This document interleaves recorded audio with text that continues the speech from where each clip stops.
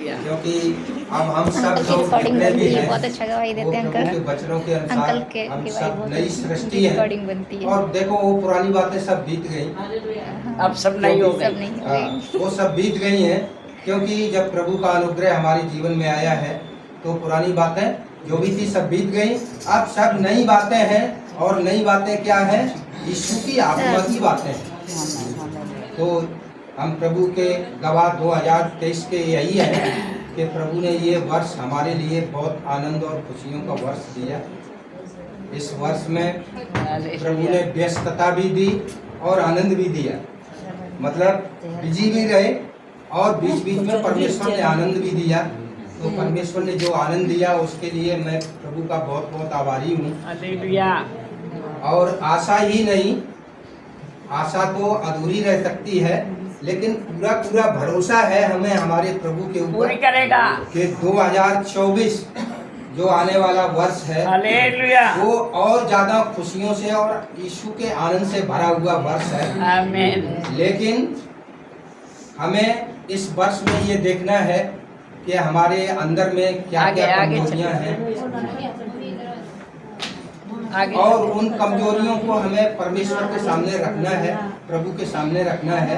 क्योंकि जैसे हम लोग गाना गाते हैं कि असंभव कुछ भी नहीं है, तो हमारे प्रभु में कुछ असंभव नहीं, क्योंकि जो सबसे बड़ा असंभव शब्द था वो मृत्यु से संबंधित था।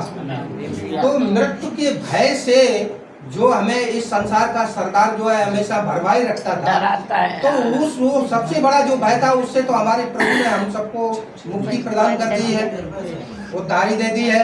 और वादा कि अनंत जीवन, अनंत जीवन मतलब ऐसा जीवन कि जिसकी शुरुआत तो होगी लेकिन खात्मा कभी भी नहीं होगा। हालेलुया। सदा सर्वदा के लिए जो जीवन हमें देने के लिए प्रभु ने जो वाचा बांधी है, तो हमें वो जीवन प्राप्त करना है। तो हमारे अंदर जो भी कुछ कमियां हैं उनको हमें देखना है और प्रभु के चरणों में बैठना है और प्रभु को समर्पित कर देना है और प्रभु से गिड़गिड़ाना है और प्रभु से मांगना है कि प्रभु हम तो बहुत दिनों से कोशिश कर रहे हैं कि इनसे छुटकारा पा जाए, लेकिन नहीं पा रहा हूँ। प्रभु अब आप ही मदद करिए।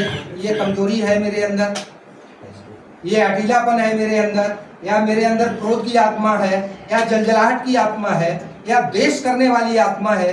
जो भी मतलब दुष्ट की तरफ से आने वाली जो भी दुष्टताएं हैं, अगर उनमें से कुछ भी हमारे अंदर है तो प्रभु ये 2024 जो आपका नया वर्ष है, इसमें इन सारी बुराइयों से हमें छुड़ा करके नया कर दीजिए, अपने लहू से धो दीजिए, ताकि मैं भी पवित्र बन जाऊं और पवित्र मन प्राप्त करने की योग्यता रखता है।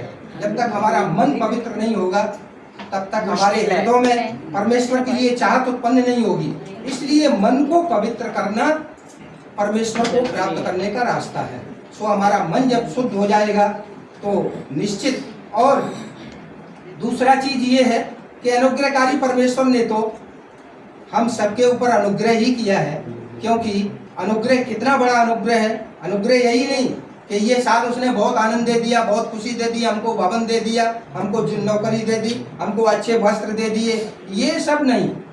ये तो सब उसका वादा है कि तुम मेरे राज्य और धर्म की खोज करो तो तुम्हें जिन जिन वस्तुओं की आवश्यकता है वो मिल जाएगी। तो ये तो सब वस्तुएं हैं, इनसे जीवन का कुछ संबंध नहीं। ये तो वस्तुएं हैं जिन्हें परमेश्वर दे ही देता है, समझे, अपने चाहने वालों को। लेकिन जो सबसे बड़ा धन है वो ये है, और परमेश्वर का सबसे बड़ा जो उपकार है वो ये है कि परमेश्वर जब उसने देखा कि हमारे बच्चे अब तो हमेशा हमेशा के लिए जो है अनंत मृत्यु के मुंह में चले गए हैं, और हमारे बच्चों में से किसी के अंदर ये योग्यता नहीं है तो कोई भी इस मृत्यु को छलांग करके जीवन में प्रवेश करे, तब परमेश्वर जो है वो पुत्र बनके इस पृथ्वी पे उतर आया है। आज हम उन सब अपने भाई बहनों को बताना चाहता हूं जो प्रभु यीशु को केवल इस नाम से जानते हैं कि वो परमेश्वर का पुत्र था। वो परमेश्वर का पुत्र तो इसलिए था चूंकि इस संसार में उसे पुत्र बन के ही आना था, नहीं तो वो परमात्मा ही है।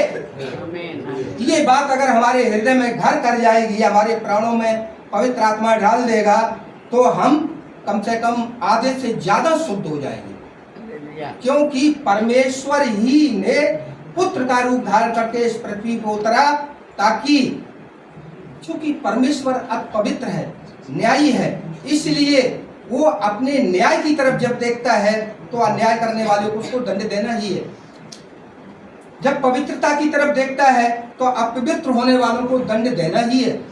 लेकिन इस दुनिया में कोई ऐसा नहीं था जो न्याय और सत्य और धर्म से चलने वाला हो, इसीलिए उस परमात्मा को पुत्र बनना पड़ा। वो परमात्मा ही है।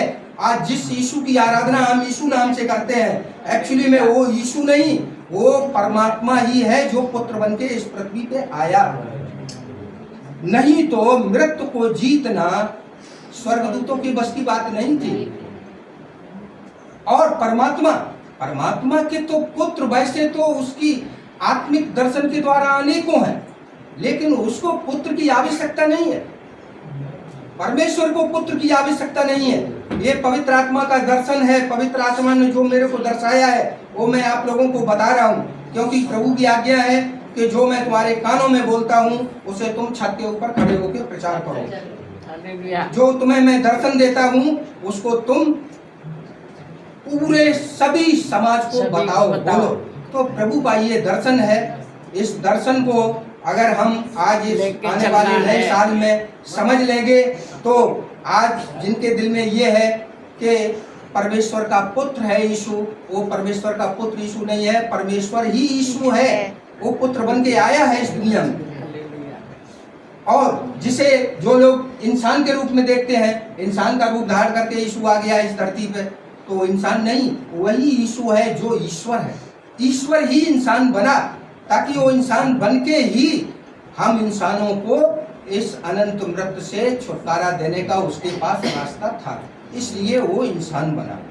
सो मेरे प्रिय भाइयों बहनों, आप लोगों से यही गुजारिश है मेरी कि प्रभु यीशु को जो लोग परमेश्वर का पुत्र जानते हैं, अच्छी बात है, समझे, खराब बात नहीं है। परमेश्वर का पुत्र जानना भी अच्छी बात है, क्योंकि परमेश्वर ही पुत्र बन के आया है, इसलिए जो पुत्र भी जानते हैं वो भी अच्छी बात है। लेकिन जो इतना ही जानते हैं तो इसके आगे की कहानी यही है कि परमेश्वर ही प्रभु यीशु मसीह है, वही इंसान है, वही ईश्वर है, वही सब कुछ है। और जो त्रियक परमेश्वर है, परमेश्वर पुत्र और पवित्र आत्मा, वो त्रियक परमेश्वर इसीलिए है क्योंकि वो इस लोक का, इस संसार का राजा है, इसलिए राजा कभी अन्याय नहीं कर सकता है। इसलिए और राजा की प्रजा जब किसी दुख में पड़ी होती है तो राजा का ये परम कर्तव्य बन जाता है कि अपनी प्रजा को छुटकारा देना, आनंद देना। तो इसीलिए हमारा परमेश्वर जो था वो पुत्र बना, हमारा ईश्वर जो था वो यीशु बना और इस संसार में आया। आज के दिन में मेरी यही गवाही है। सभी को जय मसीह।